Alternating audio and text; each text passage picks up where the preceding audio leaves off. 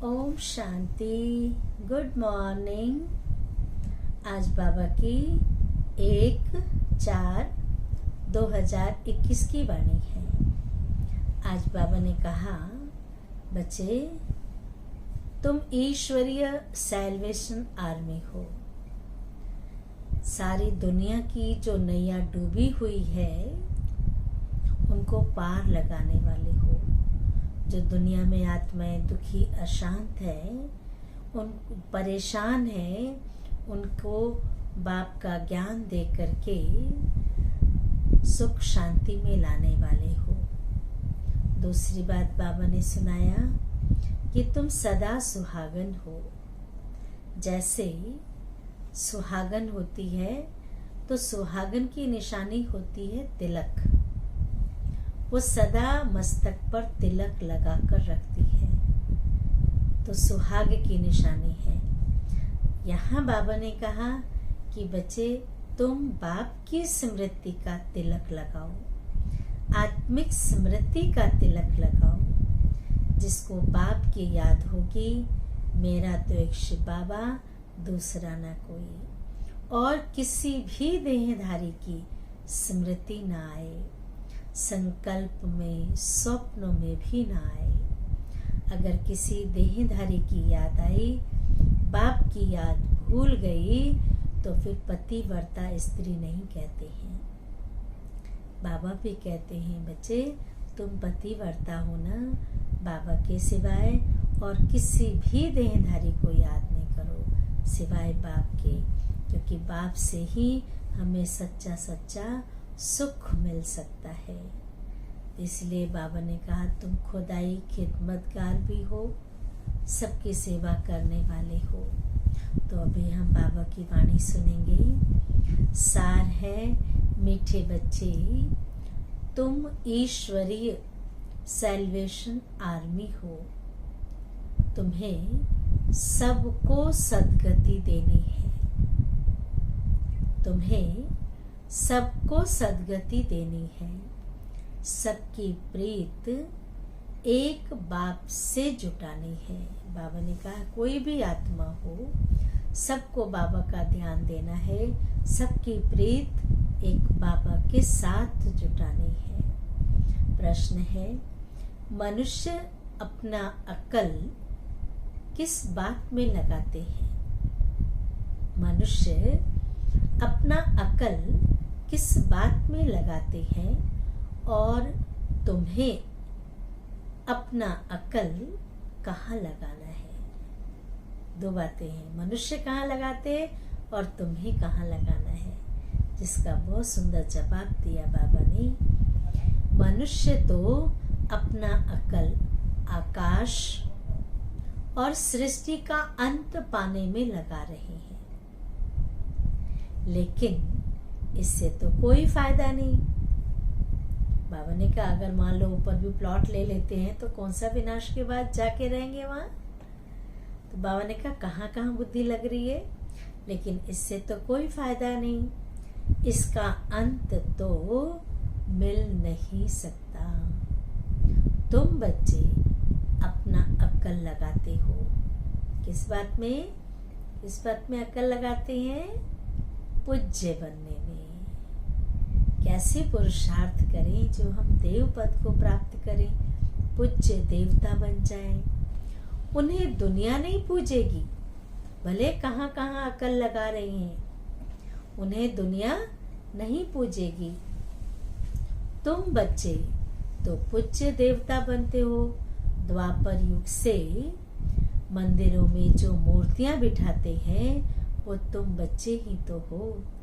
बाबा ने कहा तुम बच्चों की आधा कल्प पूजा होती है, भक्तों की लाइन लगी रहती है, भक्त लोग नतमस्तक होते हैं। तो तुम कितने भाग्यवान हो कि तुम्हारी यहाँ भी ब्राह्मणों की वैल्यू है, और सतयुग त्रेता में तो हो ही देवी देवता पूज्य रूप।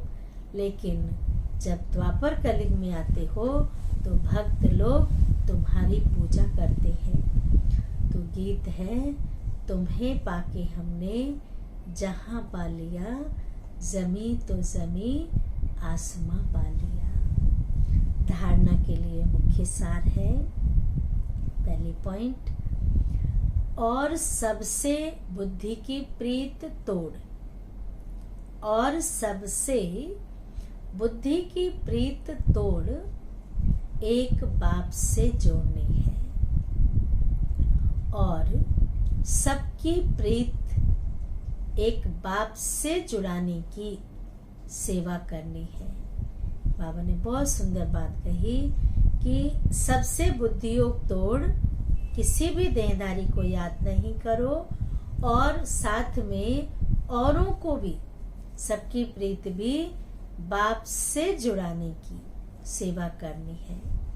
दूसरी पॉइंट है, सच्चा सच्चा रूहानी खिदमतगार बनना है। सच्चा सच्चा रूहानी खिदमतगार बनना है, अपना भी कल्याण करना है और दूसरों को भी रास्ता बताना है। अवस्था बहुत खुश मिजाज बनानी है। गुलजार दादी हमेशा कहती थी, कुछ भी हो जाए, जान भी चली जाए, लेकिन खुशी गुम नहीं होनी चाहिए। हमारी अवस्था ऐसी अचल अडोल हो, खुश मिजाज हो कि कैसी भी परिस्थिति आ जाए, कैसा भी तूफान आ जाए, हम घबराने वाले नहीं हैं, सदा अचल अडोल हैं। इसलिए अपनी स्थिति को, अवस्था को बहुत खुश मिजाज बनानी है। वरदान बाबा ने सुनाया, एक बाप की स्मृति से, बहुत अच्छा वरदान है, सभी ध्यान से सुनेंगे।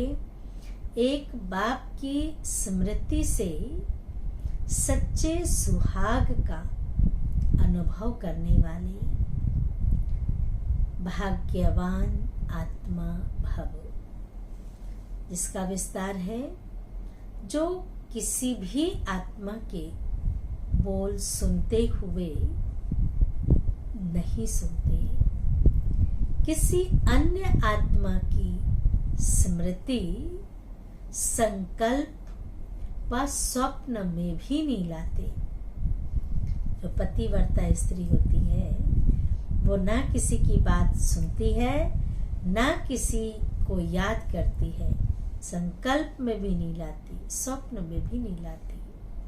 अर्थात किसी भी देहधारी के झुकाव में नहीं आते, किसी भी देहधारी के झुकाव में नहीं आते। एक बाप दूसरा न कोई, इसी स्मृति में रहते हैं। उन्हें अविनाशी सुहाग का तिलक लग जाता है। जो एक बाप दूसरा किसी को याद नहीं करते हैं, उन्हें कौन सा तिलक लगता है? अविनाशी सुहाग का तिलक लग जाता है। ऐसे सच्चे सुहाग वाले ही भाग्यवान हैं। स्लोगन है, अपनी श्रेष्ठ स्थिति बनानी है, अपनी श्रेष्ठ स्थिति बनानी है तो अंतर्मुखी बन, फिर बाहर मुक्ता में आओ।